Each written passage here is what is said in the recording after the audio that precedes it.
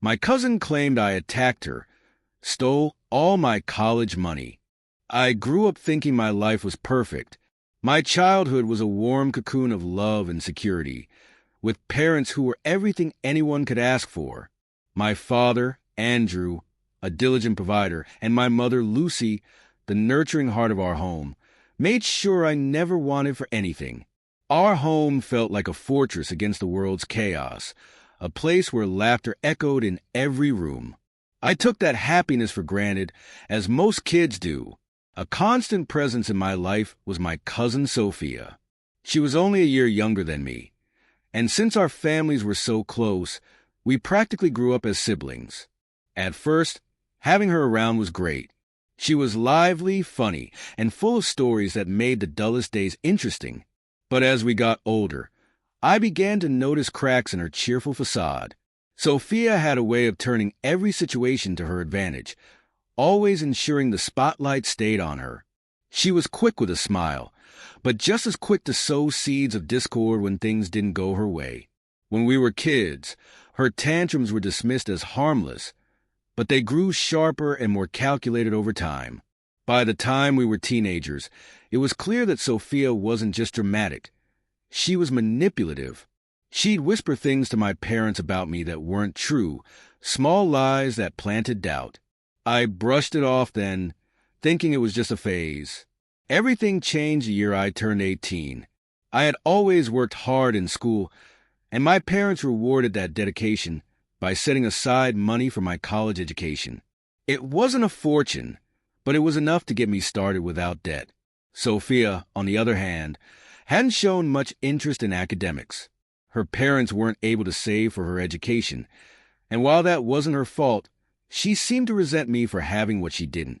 At family gatherings, her passive-aggressive comments became a constant undercurrent. She'd joke about how easy I had it or how Daddy's money would ensure my future success. My parents never addressed it, assuming it was harmless banter. I ignored it too, not wanting to stir up unnecessary drama. But deep down, I felt the tension growing between us like a storm cloud. The breaking point came just a few months before I was set to leave for college. Sophia's jealousy, once simmering, boiled over in a way I never could have anticipated. One evening, while I was studying in my room, I heard a commotion downstairs. Sophia's voice rose above the others, laced with panic and accusation. When I stepped out, I saw her sitting on the couch, tears streaming down her face, her voice trembling as she claimed I had attacked her. Her lower lip was swollen and split, and a dark bruise was forming on her forehead. For a moment, I was paralyzed with confusion, unable to piece together what had happened. It only occurred to me much later that she had likely tripped or fallen somewhere, but instead of brushing it off, she saw an opportunity to turn the situation against me. In that moment, however, I was too shocked to think clearly, and her act was convincing enough to pull everyone onto her side. I froze. The words felt like they came from someone else, not the cousin I had known my whole life. She painted a vivid picture, complete with fabricated details. She said I had been angry, that I'd cornered her, that she was terrified of me. My parents' faces shifted from confusion to disbelief, and then something worse, certainty. They believed her. I tried to defend myself, but my words sounded hollow against her emotional performance. Sophia sobbed, her voice cracking at just the right moments, and every plea of innocence I made only seemed to confirm her story in their eyes. By the end of the night, my parents looked at me as if I were a stranger, someone capable of violence, someone they didn't recognize. They told me I had to leave. Just like that, the home I had always considered my sanctuary became hostile territory. My mother couldn't meet my eyes, and my father, the man I had always admired, looked at me with disappointment so heavy it felt like a physical blow. They didn't even give me time to pack properly. A duffel bag hastily stuffed with essentials was all I left with as I walked out into the cold night. That night, I found myself sitting on a park bench, the weight of everything crushing me. The world felt impossibly large and uncaring, and for the first time in my life, I was truly alone. My parents had turned their backs on me, all because of a lie. Sophia had destroyed my life with a few well-chosen words, and the realization hit me like a punch to the gut. I stared at the dark sky, searching for answers that wouldn't come. How had things gone so wrong? How could the people who raised me, who knew me better than anyone, believe such a monstrous accusation? The betrayal was a wound that went deeper than I thought anything could. And as I sat there, shivering and lost, I realized this was only the beginning of a nightmare I hadn't even begun to comprehend. That night on the park bench, I made a decision. If the people I trusted most in the world could betray me, I couldn't afford to rely on anyone else. But just as despair threatened to swallow me whole, a sliver of hope emerged. My phone, nearly dead, vibrated with a call. It was my Aunt Paula. Paula had always been the black sheep of the family, someone who lived by her own rules. She was the only adult who treated me like an equal growing up, and when she heard my broken voice on the other end of the line, she didn't hesitate. Within hours, she was there, her small car packed with blankets, snacks, and a fierce determination to help. She took me to her home, a modest but cozy house in a quiet town miles away from everything I'd known. It felt like a world apart from the chaos I had just left. Paula didn't bombard me with questions or advice. Instead, she gave me space to grieve the life I'd lost. Her quiet support was a balm I hadn't realized I needed. The first few weeks were rough. I struggled to sleep, haunted by the memory of my parents' faces and Sophia's crocodile tears. But Paula was patient, and gradually, I started to piece my life back together. She helped me find a part-time job at a local diner, and I began attending night classes at a nearby community college.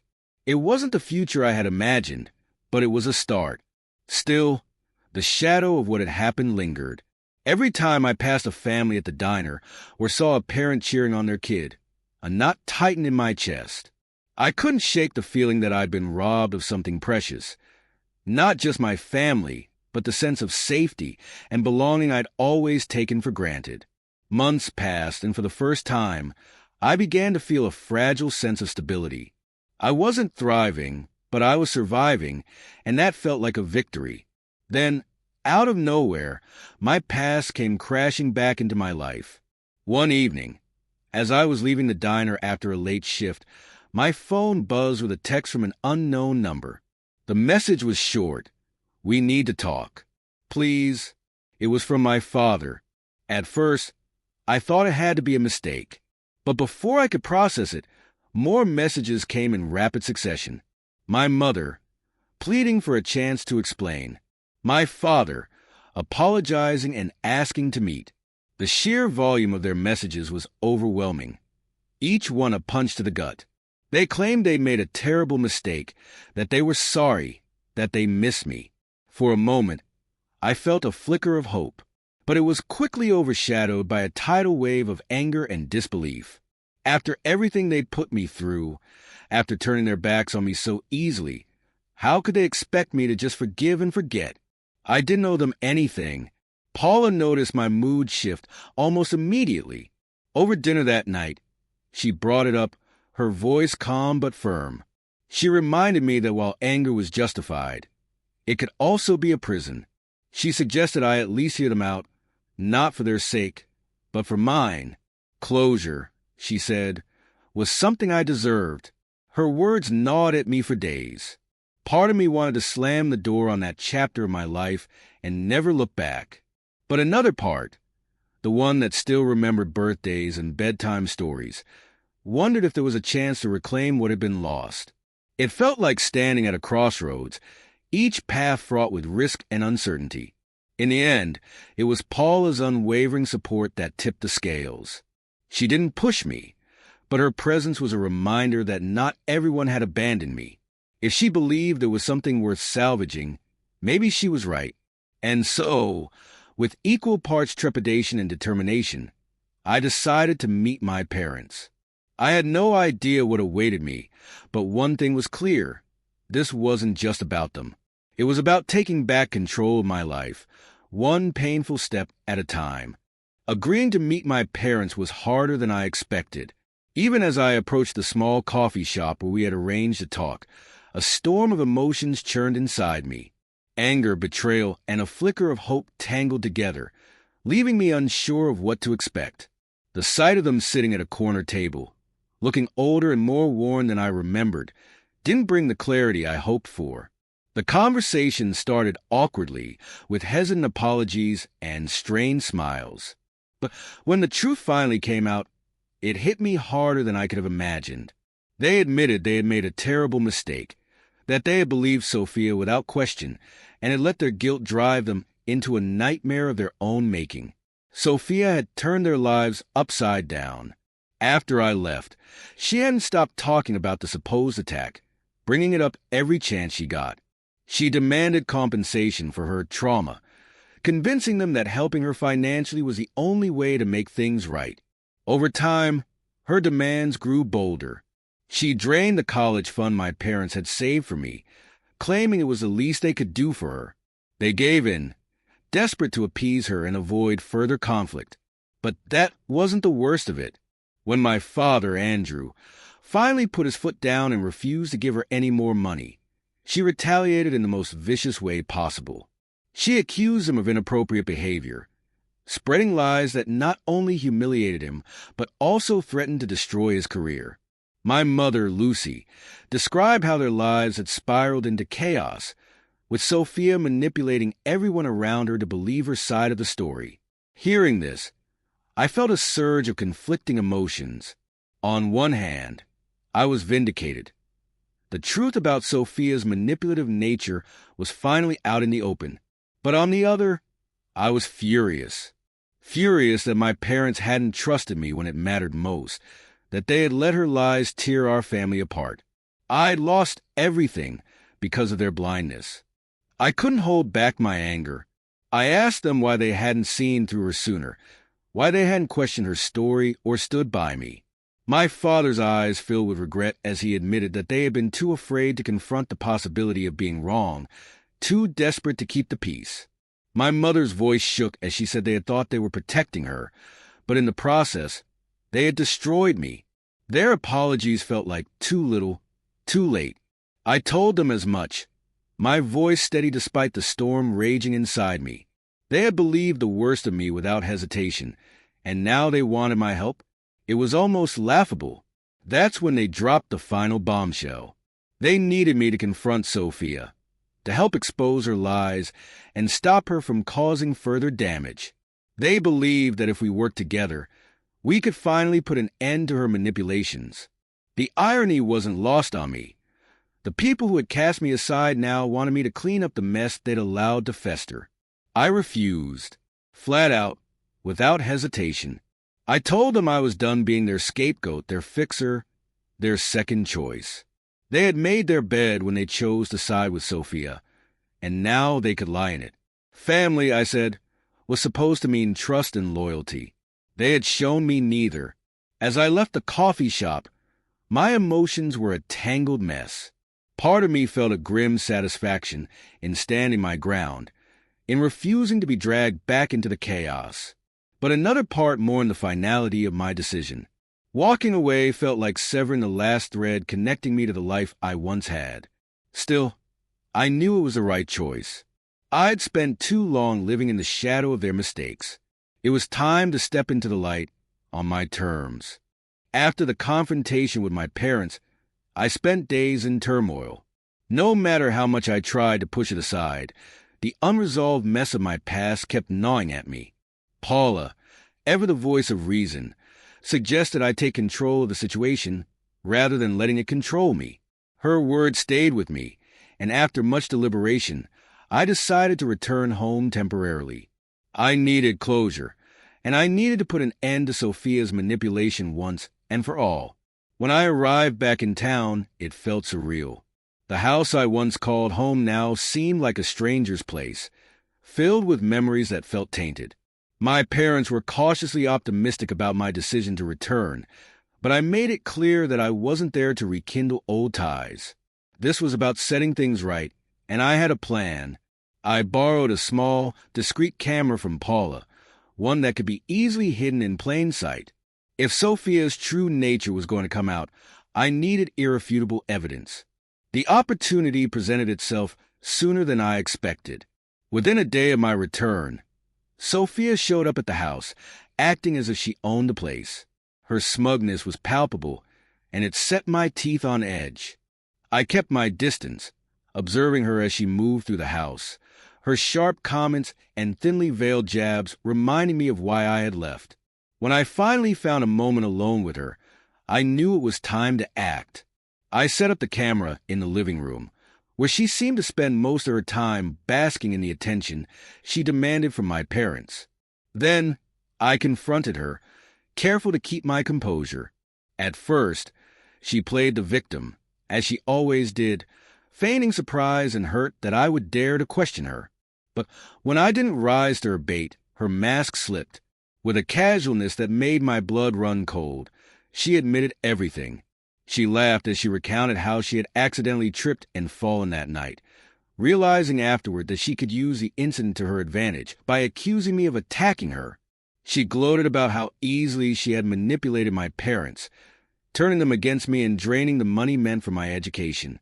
Her words grew bolder as she described the power she held over my father. She boasted about how he was trapped, forced to cater to her every whim under the threat of her fabricated accusations. She even mocked my mother for being too blind to see the truth. It was as if she relished the destruction she had caused, feeding off the chaos she had sown. I felt a surge of anger, but kept my expression neutral. I couldn't let her see that she was getting to me. The camera captured every word, every sneer, every twisted confession. When she finished, she smirked at me, clearly expecting some kind of outburst. Instead, I simply stood up and walked out of the room, leaving her visibly unsettled by my lack of reaction. With the evidence in hand, I organized a family meeting. My parents, hesitant but hopeful, agreed to gather everyone, including Sophia's parents. The atmosphere was tense as we all sat in the living room, the same room where she had so freely admitted her schemes. I began by addressing the elephant in the room, stating plainly that I had something to share. Then, without giving Sophia a chance to interrupt, I played the footage. The room fell into stunned silence as her words filled the space, her voice dripping with malice and arrogance. Every lie, every manipulation, every cruel comment was laid bare for everyone to hear. My parents' faces went pale as the weight of the truth settled over them. Sophia's parents looked equally horrified, their disbelief slowly turning into shame. As for Sophia, her confidence evaporated in an instant. She stammered, trying to deny what was clearly her own voice, but no one was listening anymore. The confrontation reached its peak when my father, his voice trembling with emotion, demanded she leave and never return. Even her own parents turned on her, finally seeing her for what she truly was. Sophia's reign of manipulation had come to an abrupt and undeniable end. As I stood there, watching the fallout unfold, I felt a strange sense of peace. The truth was out, and the weight I'd carried for so long was finally lifting. But this wasn't a victory. It was a reckoning, and it left scars that would take time to heal.